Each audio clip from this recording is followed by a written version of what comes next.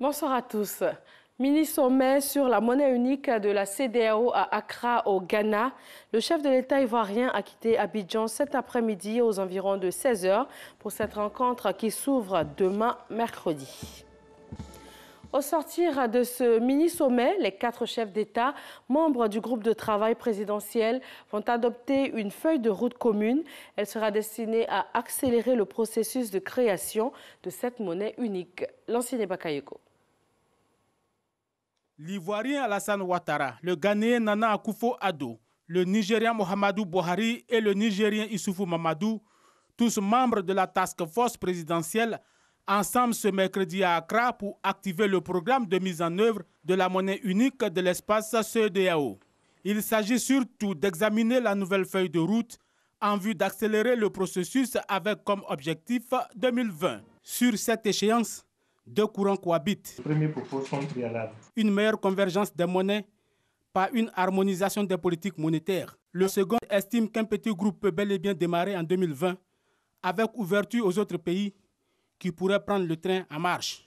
La task force présidentielle aura à se prononcer sur les documents rédigés par une quarantaine d'experts régionaux chargés des questions d'intégration monétaire. Des experts qui se sont longuement penchés sur la nomenclature de l'espace communautaire en création. Une réunion technique préparatoire regroupant les ministres des Finances des 4 pays, les gouverneurs des banques centrales et plusieurs autres institutions monétaires de la région ont également montré la voie. À cette réunion d'Accra, le rôle des chefs d'État est d'autant crucial que le principal défi aujourd'hui est de faire sauter les barrières multiples à l'avènement de cette monnaie unique. À ce jour, les 15 pays de l'espace CEDEAO comptent 8 monnaies pour une population de 350 millions d'habitants avec un produit intérieur brut de 628 milliards de dollars.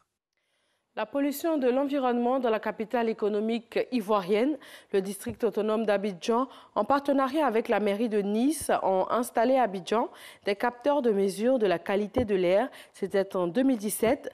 Un an après, une délégation d'experts venus de Nice était à Abidjan pour faire le bilan de l'opération. Au Togo, les discussions politiques reprennent vendredi. Après 6 mois de crise, ce dialogue s'est ouvert hier lundi sous facilitation ghanéenne, mais il est déjà suspendu. Le point de discorde majeur autour de ces discussions, l'opposition réclame toujours le retour à la Constitution de 1992, limitant à 2 le nombre de mandats présidentiels. Hier, les discussions se sont concentrées sur les mesures d'apaisement. Au Mozambique, une décharge publique haute de 15 mètres s'est effondrée hier dans un quartier défavorisé de Maputo. 17 personnes au moins ont été tuées et plusieurs autres ont été blessées. L'affaissement de la décharge s'est produit dans la nuit après de fortes précipitations. 7 maisons ont été ensevelies. Les forces conduites par la Turquie vont commencer dans les jours à venir le siège de la ville d'Afrin, une annonce du président Recep Tayyip Erdogan. C'est depuis janvier qu'Ankara mène une offensive dans cette ville du nord de la Syrie afin d'en déloger des Kurdes des YPG. C'est tout pour ce point de l'actualité. Je vous retrouve à 20 h, mais tout de suite, suivez les infos régionales.